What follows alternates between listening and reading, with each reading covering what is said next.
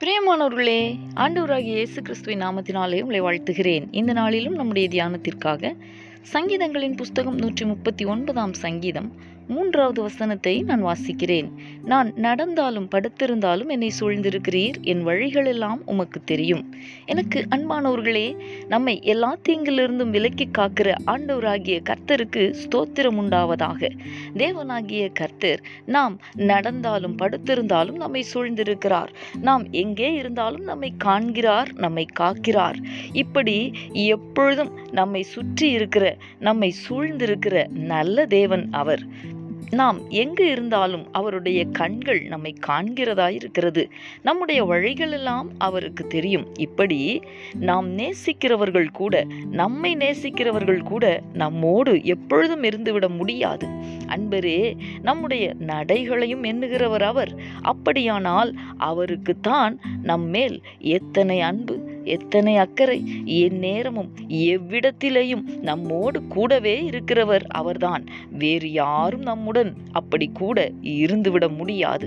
அவர் எப்படியெல்லாம் நம்மை எல்லா தீங்கிலிருந்தும் விலக்கி காக்கிறார் என்று நாம் எண்ணி பார்த்தால், இதே 139 சங்கீதம் 6வது வசனத்திலே சொல்லி இருக்கிறபடி, இந்த அறிவு எனக்கு மிகுந்த ஆச்சரியமும் எட்டாத உயரமுமாயிருக்கிறது என்று சொல்லி இருக்கிறபடி இருக்கிறதல்லவா. நம்முடைய உருவம் இன்னதென்று அவருக்கு தெரியும்.